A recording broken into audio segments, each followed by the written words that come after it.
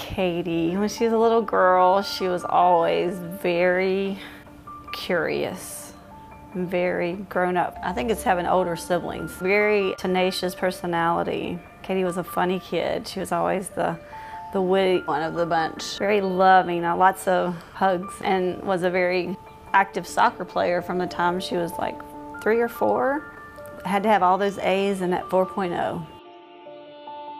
That day started out like a lot of days. Katie was finishing up, that was her senior year. She was upset. I guess you could say a boyfriend-girlfriend breakup kind of deal. There was nothing in the voice, there was nothing that would factually make you think something is about to take place. And we kind of heard this loud noise. Robert and I thought the back door had slammed from the wind.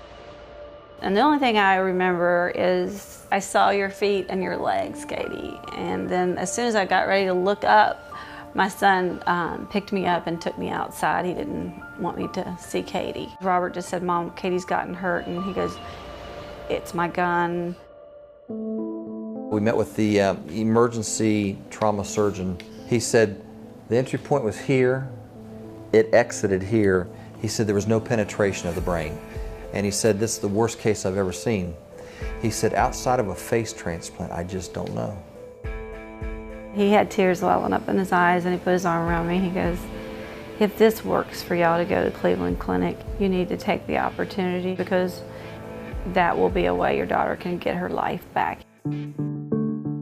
When I heard her age, her story, was she going to survive? Was she going to get meningitis and die? How are we going to rebuild these different levels of her craniofacial units? What it was salvageable? That really was all unknown. The thing about the Cleveland Clinic is our team approach. So we gathered a team of experts, we surrounded the patient, and we took care of her. We knew immediately that she would be a fairly good candidate for face transplantation. So in preparation, we arranged different types of procedures to get general reconstruction to get her functionally better. We had a lot of ups and downs. We had some big, close, scary calls. But there was a couple of other occasions, too, where we thought we were going to lose her. Even though she may have been a candidate physically, they had to make sure mentally that she was a candidate. Then we started planning, and that took months and months and months of planning. And I think we just have such a great assembled team of thinkers. We've had meetings where upwards of 60 or 70 team members are in the room, from transplant surgery to transplant coordinators to endocrinologists to nephrologists, anesthesia, ICU staff. They're all there. So that's the kind of team approach that we do here. We don't know if it'll take place next week or if it'll be another 3 months, but in the meantime, she's constantly getting stronger, and we continue to do everything they tell us to do. I just really grateful for this opportunity. And it's such a chance in life.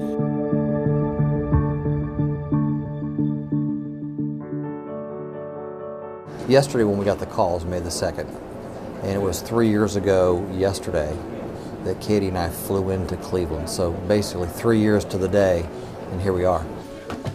I didn't lie to you. This is going to happen. It's happening now. Just who you are and how you're going through this and wanting to move forward and how much you've inspired so many people, that's sort of the miracle, right? That's sort of the amazing part of what's going on with you. I love you. There's a lot of people, there's a lot of excitement, a lot of energy. Everybody wants to help. Everybody's here to spend the next 2 days on this. We have a good plan, and you're going to see things move efficiently.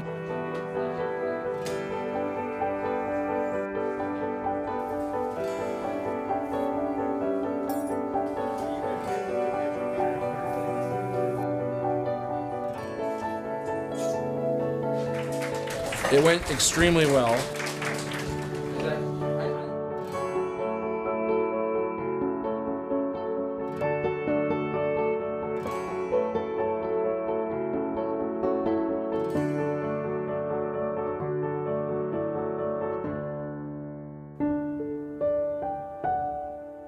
Is this what I wanted for my daughter at 22?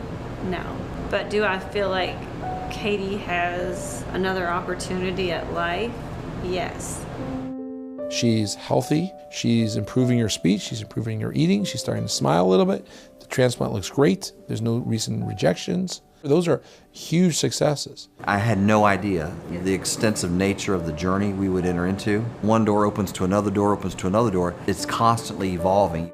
She's taking Braille, she's taking cane training. She can learn to read again, she can learn to walk, she can learn to speak. They are about as resilient as you can be, and I am proud of them as much as I'm proud of Katie.